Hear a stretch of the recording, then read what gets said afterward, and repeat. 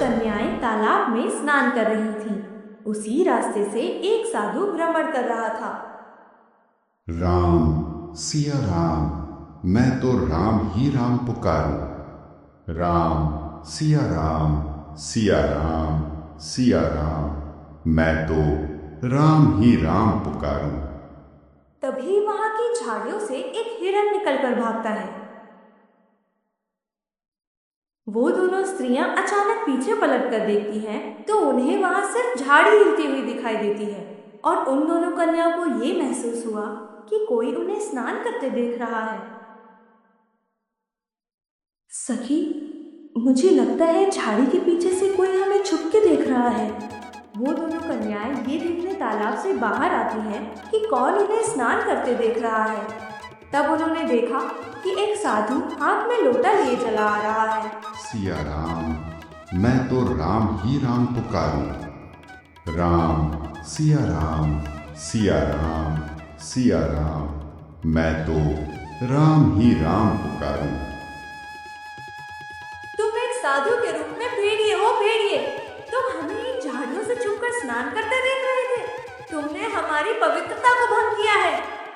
हे पुत्रियों, मैंने ऐसा कुछ नहीं किया। मेरा विश्वास करो, मुझे तो ये भी ज्ञात नहीं कि यहाँ आप दोनों स्नान कर रही हो, अन्यथा मैं इधर से कभी ना आता। मेरा जल खत्म हो गया था, इस कारणवश मुझे यहाँ तालाब की ओर आना पड़ा। मैं तो प्रभु का भजन करते हुए ही चलता हूँ हमेशा, जिससे अनजाने में भी मुझसे कोई पाप न हो जाए। और तुम दोनों तो मेरी पुत्री तुल्य हो। बंद करो हमें पुत्री कहना।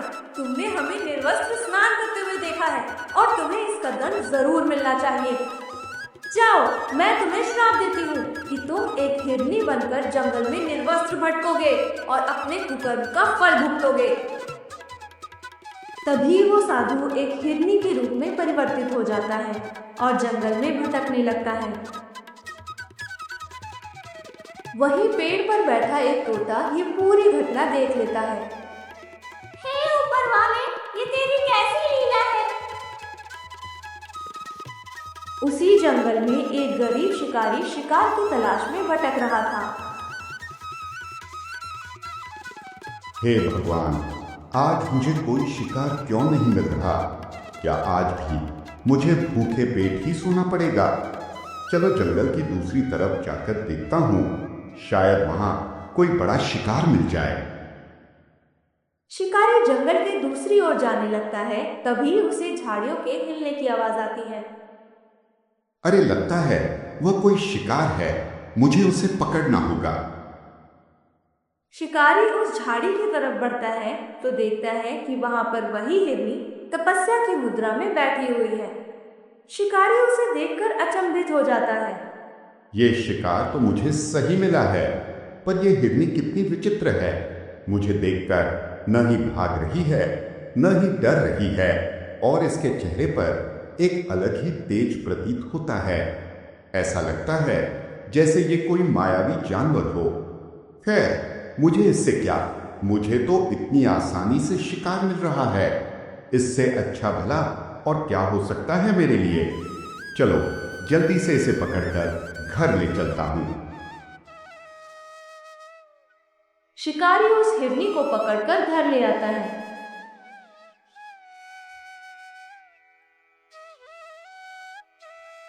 अरे वाह, एजी तुम कितनी सुंदर हिरनी लाए हो।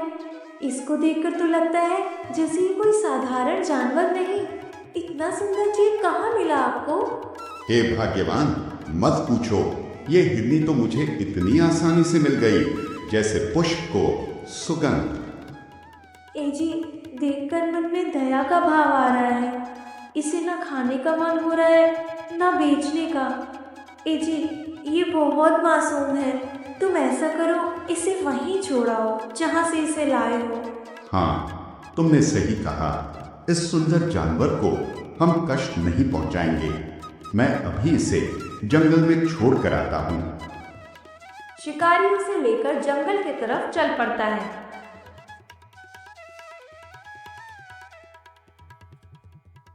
कुछ दूर चलने पर उसे एक पेड़ पर एक तोता बैठा दिखता है। निर्दोष की मदद करो, निर्दोष की मदद करो। अरे ये तोता किस निर्दोष की बात कर रहा है? निर्दोष की मदद करो, निर्दोष की मदद करो। चलो इससे पूछता हूँ। शिकारी तोते के करीब जाने लगता है तो शिकारी को देखकर तोता डर के वहां से उड़कर ऊपर की टहनी पर बैठ जाता है। दुष्ट शिकारी, मुझे मत पकड़ो, दया का भाव दिखाओ और निर्दोष की मदद करो। दया का भाव दिखाओ और निर्दोष की मदद करो। ऐ तोते, मैं तुम्हें नुकसान नहीं पहुंचाऊंगा। इस मासूम हिरनी को देखकर मुझ में दया का भाव आ गया है। आज से मैं शिकार करना छोड़ रहा हूँ। तुम्हें मुझसे डरने की कोई जरूरत नहीं है। मेरे पास आओ और बताओ तुम्हें मदद की जरूरत क्यों है? जिस हिरनी को तुम यहाँ छोड़ने आए हो उसकी मदद करो। उस पर एक श्राप है, उसकी मदद करो। उस पर एक श्राप है। श्राप? कैसा श्राप? और तोता उसे उस दिन की कहानी बताता है। कुछ दिनों पहले की बात है। मैं नदी में स्नान करके एक पेड़ की डाल पर बैठा आराम कर रहा था। तभी नदी में दो सुंदर कन्याएं स्नान करने आती हैं। वो स्नान करते हुए अटखेलियां कर रही थी। वहीं कुछ दूर से एक साधु महाराज आते हुए मुझे दिखाई दिए। सिया राम, मैं तो राम ही राम पुकारूं। उनकी आवाज सुनकर झाड़ी से एक जानवर निकलकर भागता है। सखी, मुझे लगता है झाड़ी के पीछे से कोई हमें छुप के देख रहा है। वो दोनों कन्याएं ये देखने तालाब से बाहर आती हैं कि कौन उन्हें स्नान करते देख रहा है। तब उन्होंने देखा कि एक साधु हाथ में लोटा लिए चला आ रहा। सिया राम, मैं तो राम ही राम पुकारूं। राम, सिया राम, मैं तो राम ही राम पुकारूं। तुम एक साधु के रूप में भेड़िए हो, भेड़िए। तुम हमें इन झाड़ियों से छुपकर स्नान करते देख रहे थे। तुमने हमारी पवित्रता को भंग किया है। हे पुत्रियों, मैंने ऐसा कुछ नहीं किया। मेरा विश्वास करो। मुझे तो ये भी ज्ञात नहीं कि यहाँ आप दोनों स्नान कर रही हो, अन्यथा मैं इधर से कभी ना आता। मेरा जल खत्म हो गया था, इस कारणवश मुझे यहाँ तालाब की ओर आना पड़ा। मैं तो प्रभु का भजन करते हुए ही चलता हूँ हमेशा, जिससे अनजाने में भी मुझसे कोई पाप न हो जाए। और तुम दोनों तो मेरी पुत्री तुल्य हो। मगर उन कन्याओं ने साधु का विश्वास नहीं किया। बस करो हमें पुत्री कहना। तुमने हमें निर्वस्त्र स्नान करते हुए देखा है और तुम्हें इसका दंड जरूर मिलना चाहिए। जाओ, मैं तुम्हें श्राप देती हूँ कि तुम एक हिरनी बनकर जंगल में निर्वस्त्र भटकोगे और अपने कुकर्म का फल भुगतोगे।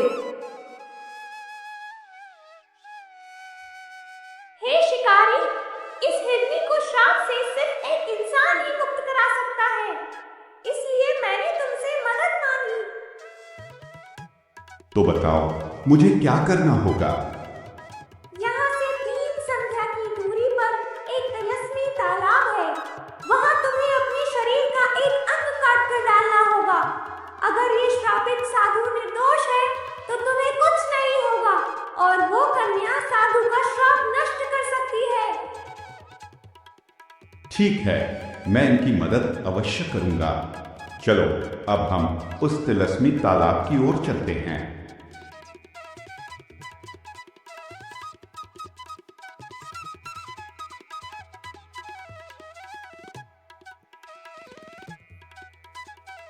बस बस भाई, ये वही तिलस्मी तालाब है जहाँ इस साधु को तुम्हें मुक्ति दिलवानी होगी।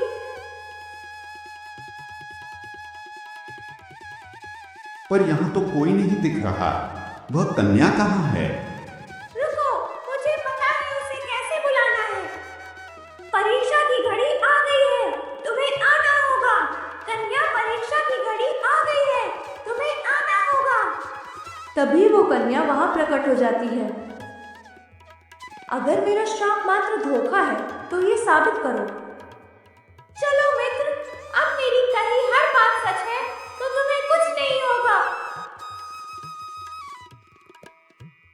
शिकारी अपने शरीर का एक अंग काटकर उसे तालाब में फेंक देता है।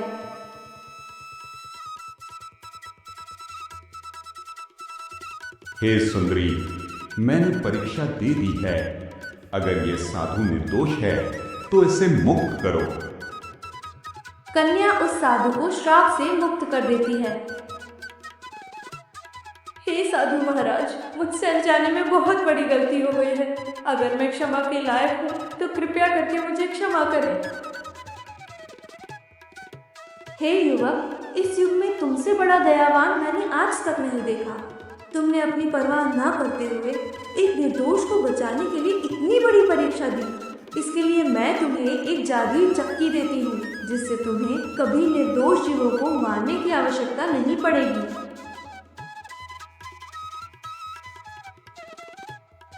शिकारी सबका भला कर घर लौटता है और अपनी पत्नी को आज की घटना बताता है। पत्नी ये सब सुनकर बहुत प्रसन्न हुई और तोते को उसने पुत्र के रूप में